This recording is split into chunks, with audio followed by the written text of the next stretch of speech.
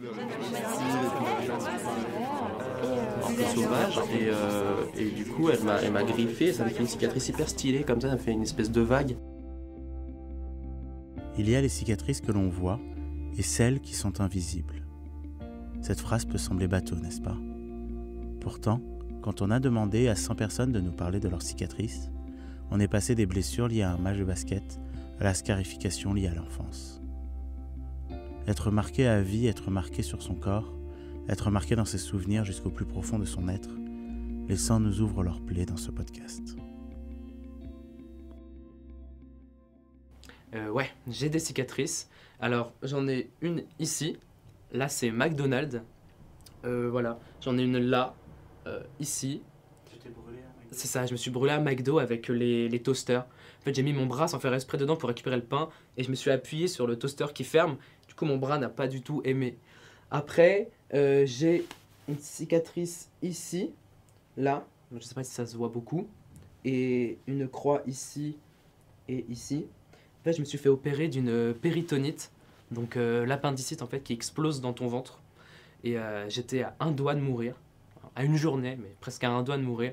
Et c'était affreux. C'était cet été et j'ai passé l'été le plus horrible de ma vie. Du coup, ce sont des cicatrices que en soi je n'aime pas trop, mais ça forge une vie quoi. On pourra dire que j'ai fait que j'ai eu la péritonite quoi.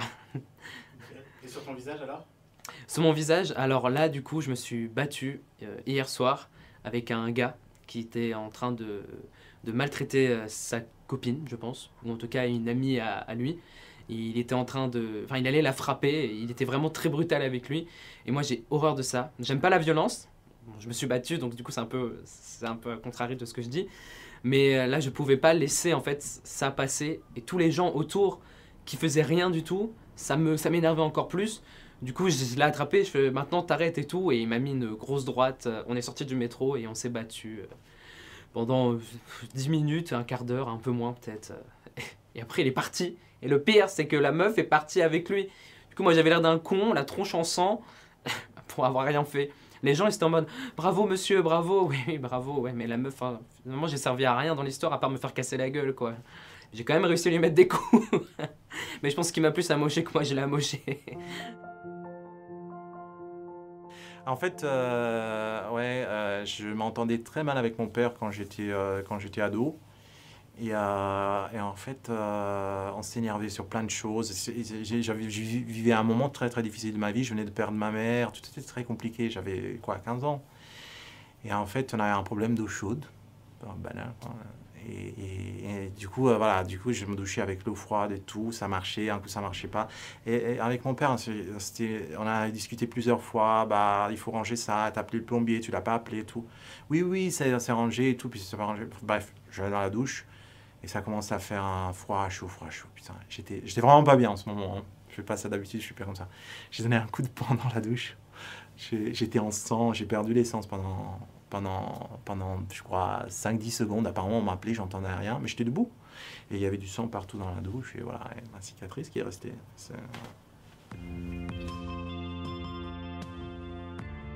Est-ce que j'ai des cicatrices? Des cicatrices de l'âme ou des cicatrices du corps? Les gens décident, moi je prends. Des cicatrices sur le corps, oui, quelques-unes, pas beaucoup, mais quelques-unes. Rien de bien méchant et rien de bien grand. Des cicatrices de l'âme, ça, oui, bien sûr. Bien sûr que j'ai des cicatrices de l'âme parce que j'ai perdu des êtres chers par la mort, ou j'ai perdu des êtres chers parce que la vie nous a séparés, parce qu'il y a un moment donné, les chemins devaient diverger. On ne comprend pas toujours pourquoi au début, ça laisse des cicatrices, mais je ne m'encombre pas de ces cicatrices. J'en ai une là, 4 points de suture. Je me suis mangé une table dans la gueule en CE1, j'ai roulé sur un stylo. C'était spectaculaire, ça, GG Emma. Ensuite, j'en ai 2 points de suture là. Je courais dans les escaliers de ma maison qui est ancienne et Il y avait une fenêtre qui est jamais ouverte d'ailleurs. Dieu sait pourquoi elle était là, très basse, très lourde. Et je me suis fait un trou dans le genou. Et on m'a recousu sans anesthésie. Je l'ai tellement senti passer. Et j'en ai sur le poignet. Je suis anxio-dépressive. Et les relations sociales me stressent beaucoup. Et il y a eu 2 périodes dans ma vie où j'ai fait de la dépression lourde. Et je me mutilais pas pour le spectacle. Ça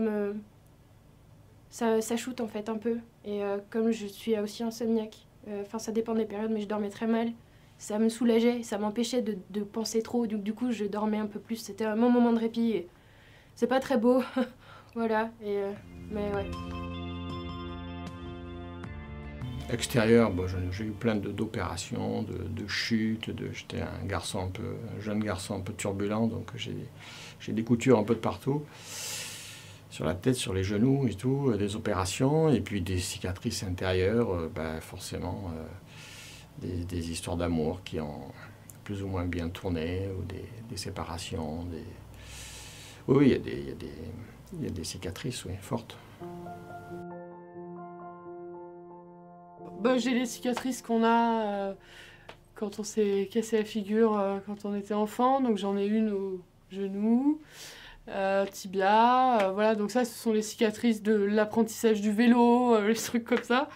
Celle que j'ai à l'avant-bras droit, c'est une cicatrice qui fait suite à une amie à moi qui s'est convertie à l'islam, mais sur internet, toute seule, sans livre coranique ni rien du tout, qui a intégré une espèce de secte qui voulait l'embarquer en Tunisie.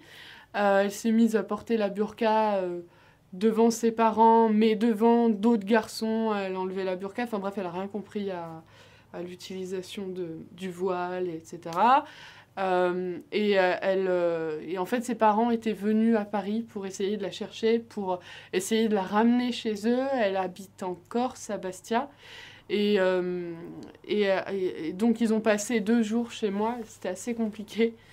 Parce que ils étaient vraiment en train d'essayer. Ils faisaient tout pour la reprendre, pour la récupérer, pour la sortir de là où elle était. Et elle a fait genre, puisque c'est comme ça, puisque vous avez décidé de m'enfermer, moi je vais me jeter par la fenêtre. Et moi, pour la rattraper, en fait, elle est allée dans ma cuisine. Et avant d'entrer dans ma cuisine, il y a une porte qui était un peu vitrée. J'ai appuyé la main sur la porte et ma main a traversé la vitre. Et donc, du coup, j'ai cette cicatrice à l'avant-bras. Et elle, elle a rien fait. Hein. Bon, elle a suivi sa secte. Et j'ai pas eu de nouvelles. Si, j'ai eu des nouvelles comme quoi elle était à Londres et qu'elle avait des enfants. Mais elle, en tout cas, elle m'a plus donné de nouvelles. Voilà. J'ai des belles cicatrices. J'ai cette cicatrice où je dis à tout le monde, je sais pas si on la voit. Ouais. De toute façon, on voit mon bras, il est pas normal. Il a atrophié un peu à la Jamel Debbouze, tu vois. Je dis à tout le monde, je vais pas faire la blague là parce que c'est nul, mais je dis à tout le monde que c'est une morsure de requin. Tout le monde me croit. Tout le monde me croit. En fait, je minimise l'histoire. Je dis, ouais, j'étais à Osgore, j'étais en train de surfer tranquillou et pof. J'avais une petite blessure, une petite roussette, un petit requin comme ça, inoffensif à la base. Paf, il m'a mordu, il m'a juste goûté, il m'a lâché. Et il n'y a pas une seule personne qui m'a pas cru. En vrai, c'est un angiome, c'est une tumeur bénigne, c'est beaucoup moins stylé. Et sinon, ouais, j'en ai un peu partout, je tombe tout le temps. Je tombe partout, en vélo.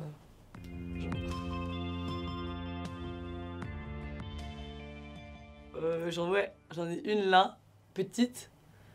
Ouais, et j'en ai là. Par contre, elle, je m'en rappelle plus. J'en ai une là qui va avec elle. J'en ai, je sais pas où. Ça t'est arrivé comment? Alors, j'étais trop bourrée et j'ai voulu prendre mon vélo. Et on m'a dit, prends pas ton vélo. Et j'ai dit, je prends mon vélo. Et du coup, on s'est disputé avec mes potes. Et j'ai pris mon vélo. Et puis en fait, ils avaient raison parce que du coup, je me sentais mal. Et je commence à pédaler et tout. Et d'un coup, je me dis, oui, je suis trop méchant du tout. Et du coup, genre, je me retourne. Et en m'en tournant, bam, je suis rentré dans une voiture garée. C'était chouette. Puis c'est ouais, puis c'est le sang et tout. Je rentre, je me maman, je te dis. Ouais. J'ai une petite cicatrice là, je crois vers là. On dirait un bouton de moustique en fait, ça se voit pas beaucoup. C'était très bizarre, je sais même pas comment. Enfin, si je. J'ai eu un accident de voiture en Namibie. Et je suis passée vraiment très à côté de la mort, on va dire. J'avais pas beaucoup de chance finalement de survivre. Enfin, c'est des stats, hein, c'est pas... Ça allait. Du coup, j'ai une petite cicatrice là, je sais même pas à quel moment. Voilà. J'en ai une ici, là. Je me suis coupée avec une assiette dans une poubelle. Donc faites attention, c'est complètement con.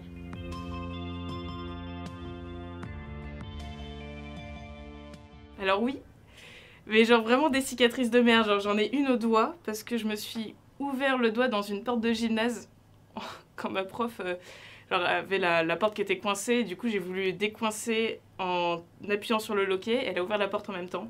Ça m'a ouvert le doigt. Et une autre au niveau du poignet où je suis tombée dans un lave-vaisselle et je me suis planté un couteau dans le poignet à 7 ans. Tu es tombée dans le lave-vaisselle? Oui, je reculais. D'accord. Voilà, voilà, totalement, parce que je suis quelqu'un de très doué.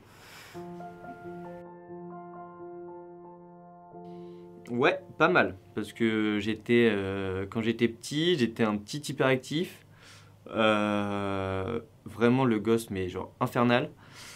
Du coup, je me suis cassé un nombre de trucs assez importants, et j'en ai gardé pas mal de cicatrices, un peu partout. Mais au final, voilà quoi, c'est des bons souvenirs, et puis on dit que les cicatrices ça rend badass, alors on prend quoi. Il était 3h du matin, je crois, avec des gens, ils ont ouvert un gymnase, du coup on était dedans, on jouait au foot et tout. Et à un moment, ils sortent un trampoline, ils mettent un trampoline. Ah, regardez et tout. Et devant, il y a un panier de basket. J'ai mis le trampoline devant le panier de basket. Il y a un grand qui dit, ah, tu peux sauter et mettre la balle sur le panier de basket. Tout le monde, ils ont peur et tout. Et moi, comme un idiot, j'aime trop, je crois qu'on me regarde. Tout le monde regardait comme ça en attendant quelqu'un qui fasse. J'ai dit, regardez-moi. Je cours, je saute sur le trampoline, il y a le panier de basket devant. Bah, je mets le bras, mon nez se tâche, je vais à l'hôpital. Un truc d'idiot. Donc voilà, c'est la pire cicatrice. J'ai une cicatrice là, tu sais, je me suis fait opérer parce que quand j'étais petit, tu sais, comment on appelle ça? J'ai un testicule, tu sais, qui descendait un peu plus que l'autre, là. Je crois qu'au niveau de la prostate et tout, et donc on me l'a remonté. Voilà, hein, je crois que c'est la seule cicatrice que j'ai. Et puis là, j'ai pris un coup de coude au foot aussi, donc j'ai la cloison un peu déplacée. De toute façon, j'ai un gros nez, donc ça se voit pas trop, mais voilà. Moi, j'ai pas trop de cicatrices, ça va. Ah si, là, j'ai été piqué. J'ai été piqué par, je crois, une araignée, un flegmon, enfin bizarre. Et j'avais du pus de ouf. Et heureusement que j'étais parti chez le médecin, parce qu'il me disait que ça commençait à creuser. Donc j'ai un truc dégueulasse là. Enfin, c'est devenu un tout petit truc, mais ça a été dégueulasse. Oui, je suis beaucoup tombé en vélo. Surtout aux jambes. Sinon, je me suis ouvert le menton, l'arcade. Je me suis ouvert l'arcade. Je raconte aussi? Vas-y. En gros, j'étais à la fac, j'étais assis, et un gars que je connais pas qui vient me voir et qui me dit, ça te dit de jouer à cache-cache dans un amphi dans le noir? Donc moi je dis oui, et en gros on rentre dans l'amphi, et l'amphi il était plat. Et en gros lui nous a dit ça, pourquoi? Parce que quand il va nous courser, on va courir, et derrière, enfin au fond de la salle il y a des chaises, et il voulait qu'on tombe sur les chaises. Donc on était 4 en mode où on devait se cacher dans le noir, et un qui nous coursait. Donc je vois 3 qui partent tout droit, et moi je pars sur la gauche, je mets ma main sur les tables, comme ça dès qu'il n'y a plus de table, je tourne. Et en gros, bah, je courais plus vite que ma main, donc je me prends le mur, je tombe, et moi j'étais mort de rire parce que c'était complètement con de se prendre un mur dans le noir, et tout le monde sort en rigolant parce que les autres ils sont tombés sur les chaises derrière, et j'avais peur de sortir vu qu'en fait à la fin j'ai compris que j'étais en sang, tout ça, donc c'était marquant. Elles sont plutôt internes. Pour l'instant, je me suis blessé plutôt à l'intérieur. Je pense pas que j'ai des cicatrices. J'essaie de réfléchir. Ah si, l'année dernière, bon, on voit pas, j'ai la barbe. Mais l'année dernière, j'ai fait un faceplant, j'ai pris le vélo, il neigeait, j'étais malade. J'ai fait plaque de verglas, j'ai tombé, j'ai fait un faceplant de soleil. 8 points de suture quand même, un bout de dent pété. Je suis pas tombé KO, donc quand même, genre, je pense que j'ai un bon menton. Mais j'ai une cicatrice, une balafre qui va de là à l'autre côté. Et que l'interne a bien pointé. Et ouais, non, c'est une cicatrice qui est là, mais je cache sous ma barbe, carrément. Des petites, des trucs comme ça. J'en ai 2 au niveau de la main, sur les dernières phalanges, parce que je m'amuse à frapper contre des murs et ça a laissé des marques. Sur la main, bah, des petits trucs, je me coupe avec un cutter dans mon taf ou des trucs comme ça. J'en ai un au niveau du pubis parce que j'ai, comment dire, j'avais un organe en fait qui rentrait dans les bourses et du coup bah, ça faisait une troisième couille. C'était grave dérangeant donc je me suis fait opérer pour ça. Donc une grosse cicatrice là, et sinon j'en ai deux grosses au niveau des tibias. Une que je me suis faite en faisant du skate, la planche a éclaté sur ma jambe et bah voilà, grosse cicatrice. Et l'autre, je faisais du parcours et je me suis blessé aussi. Voilà, donc deux grosses cicatrices avec des histoires assez marrantes. Je pense que la plus drôle c'est ouais, quand je faisais du parcours, j'étais à côté de chez un pote et j'avais la jambe qui pissait le sang. Donc on est allé voir à la pharmacie, elle a dit ouais, faut aller à l'hôpital, tout ça. Donc j'avais pas encore de moyens de locomotion. Donc je suis allé chez la mère de mon pote, je lui ai montré ma jambe en lui demandant de m'emmener à l'hôpital parce que vraiment c'était vénère. Et elle en avait rien à foutre. Et du coup, je me souviens, j'avais appelé un pote en bombe pour qu'il vienne me chercher. Il était venu en scoot et au final j'avais galéré, j'avais la jambe tendue sur le scoot avec tout le sang qui pissait et qui goûtait sur la route. Et je crois que je me suis bien tapé des barres avec cette cicatrice, mine de rien. Des bons souvenirs, des bons souvenirs. Ces témoignages ont été récoltés suite aux vidéos tournées pour la chaîne YouTube Cru. Ce projet est réalisé par Soigny Landau, Axel Bauve, Aurélien Verret et moi-même, Raphaël Eslo.